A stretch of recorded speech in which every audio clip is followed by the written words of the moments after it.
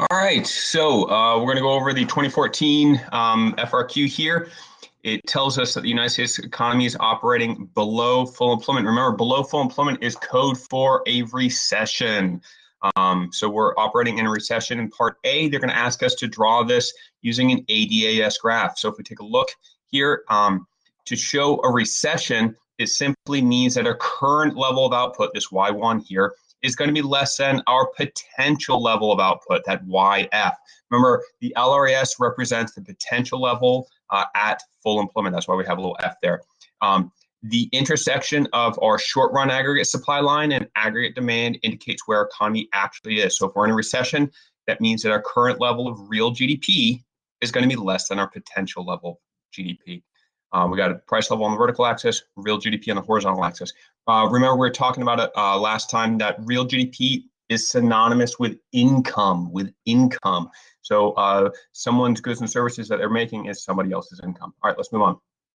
Part B, the United States government increases spending. All right, so whenever we increase spending, that's going to move demand. Remember, spending and demand are directly related. So we increase government spending on goods and services by 100 billion, which is financed by borrowing. How will this increase in government spending? So remember, government spending is a component of aggregate demand. So AD goes up. If AD goes up, then that means real GDP is going to increase. If real GDP increases, that means unemployment goes down. As unemployment goes down, we're going to see specifically that the cyclical unemployment goes down. Cyclical unemployment is the bad one. It happens only in a recession. It's when there's not enough spending. So if we increase spending, cyclical unemployment goes down. It is not going to impact the natural rate of unemployment. The naturally occurring unemployment rate, roughly around that 4% or so, is composed of structural unemployment, is when your skills are no longer needed, your frictional unemployment, when you are in between jobs, again, that first job, or seasonal unemployment, when your skills are not needed because of the season. Moving on here, Part C says the marginal propensity to consume is equal to 0.75. All right, so if the MPC is 0.75, that means our MPS has to be 0.25. Remember, 1 over MPS is that multiplier. It's the spending multiplier or the consumption multiplier. So 1 divided by 0.25 is going to be 4. And so all we're going to do here is take that multiplier 4 and then multiply it times the 100 billion in spending. So remember, the formula was change in GDP equals change in spending times 1 over MPS. So our spending is 100 times 1 over MPS, which was 4. So 4 times 100 billion gets us that 400 billion in movement of GDP for C. And Part D says using the correct level graph of the loan funds market. Remember, with loan funds, if you get a loan, that's for real. These are your real interest rates. Loan funds graph show the effects of 100 billion increase in government spending. So whenever you have spending, spending moves the demand line. Spending moves the demand line. So for the loan funds market here, we're just going to say, all right, you draw the loan funds market. You have your real interest rates on the vertical axis there, your quantity of loan funds on the horizontal axis. Your increase in spending, demand goes up. All right. If you're demanding more of something, it should cost more to get it. This should seem logical. If you demand more money, it should cost more to get that money. It should cost more to get those loans. So your real interest rates go up. Based on the real interest rate increase, in Part D, what is the effect on the long-run economic growth rate? Remember, long-run economic growth rate is your ability to make stuff in the future. So if it's more expensive to borrow money, businesses are going to borrow less. They're going to buy less capital. So long-run economic growth is going to decrease. This is just nothing more than crowding out. So you have economic growth is going to fall, and it's because those higher real interest rates are slowing down your ISG or capital formation, as they call it here. Lastly, now assume that instead of financing 100 billion increase in government spending by borrowing, the United States government increased taxes by 100 billion. So remember, the tax multiplier is smaller than the government spending multiplier there. Government spending has a greater impact on GDP than taxes do the same amount. If they're both going up by the same exact amount, that means we have a balanced budget. the balanced budget multiplier is equal to 1. And GDP is going to change by a multiple of 1. They're going to, GDP is just going to move in whatever direction that the two are going. So if both of them are increasing, if taxes increase by 100 billion and government spending increases by 100 billion, then GDP will increase by 100 billion. It is because government spending has a greater impact than taxes do. You could you could write down the formula to explain this. You could say change in GDP is equal to a change in spending times 1 over MPS, or you could say change in GDP is equal to a change in taxes times 1 over MPS times MPC. But either way, they're going to show that there's going to be an increase because government spending has a greater impact than taxes do. Moving on here, the Federal Reserve can influence the money supply. Yeah, they do this through monetary policy. This is going to be a flowchart type question, I'm guessing.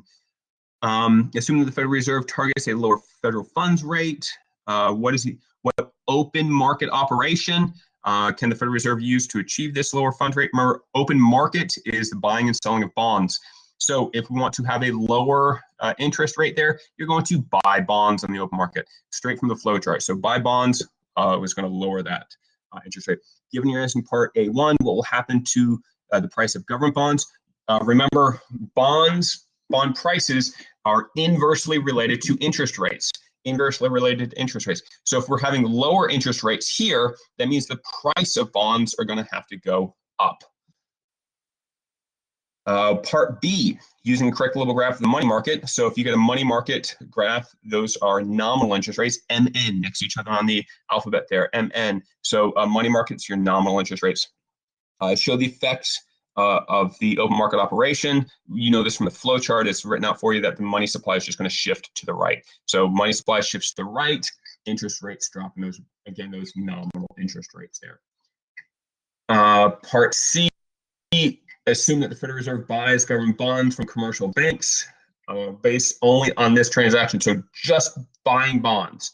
Will the level of required reserves in the commercial banks increase, decrease, or remain the same? So banks are required to hold in reserve a % of deposits, people's deposits, their checkable deposits. Nowhere in this question do they mention anything about deposits, either going up or going down. So because deposits aren't changing, that means the required reserves are just going to remain the same. If they'd mentioned something about, hey, so-and-so deposits some money, then yeah, required reserves would have to go up. Or if they said, hey, so-and-so wrote a check and their checkbook balance is lower, then the required reserves would decrease. But because they didn't mention that, it's going to remain the same. D, another monetary policy action involves changing the discount rate. Define discount rate. Oh, great. Easy definition question. Is simply just the interest rate at which the Federal Reserve loans money to other member banks. Number 3, the United States and South Korea are trading partners, and the United States has a 0 current account balance. Okay, so this is going to be about the U.S. balance of payments. Assume now that the inflation rate, okay, so this says inflation. It does not say interest. This is inflation. So we're talking about price levels here. So price levels in the U.S. are going down relative to South Korea. Okay, so if prices in the U.S. are going down, that means the U.S. has cheap stuff. That means everybody in South Korea is going to want to buy our cheap stuff. So we're going to export more to South Korea. Remember, in our current account here, the current account is made up of our imports and exports. This is different from the capital account. The capital account is stuff that can't be moved. These are buildings and factories. So the current account is the exports and imports. Exports are the positive. That's, we're going to receive money from other countries. Imports are a negative. They're the leakage. That's money leaving our economy. If we have more imports than exports, that's bad. That means we have a trade deficit. But in this case, because we have low prices on our goods, it means that South Korea is going to buy our stuff. We're going to have more exports. So that's going to be a positive thing. We're going to have more exports. So we're going to have that trade surplus here. We'll have a pause in that current account. All right, so let's take a look at these. Based on the decrease in inflation rate in the United States, will the United States export to South Korea? Yeah, it's going to increase. Why? Because we have cheap stuff. Based on the change in the United States exports in Part A, so we had more exports. Will the United States current account balance remain at zero? No. Be in surplus? Yeah, it's going to be a surplus because exports are positive. We're selling our stuff to South Korea, so they're going to buy our stuff. Yay. What will happen to real GDP in the short run? Okay, so real GDP is impacted by exports. Exports, or the net exports, are a component of aggregate demand. If exports go up, that means your X sub N goes up. So that means aggregate demand goes up. And when AD goes up, real GDP goes up.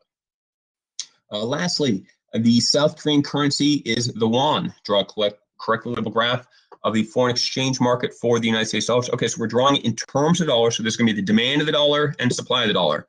Show the effect of the lower inflation rate in the United States. All right, so if the Koreans want to buy the United States products, they're going to have to supply their currency and then exchange it and demand the dollar. Remember, whenever there's spending going on, the demand is going to go up. So if they're buying our goods, they're going to have to demand our dollar. You can't walk into 7-Eleven with a bunch of euros and try and buy a Slurpee. You got to get that country's currency. So in order for the Koreans to have to buy our exports, they have to demand our dollar. All right, that's the breakdown of questions 1, 2, and 3. Hopefully this helped. Take care.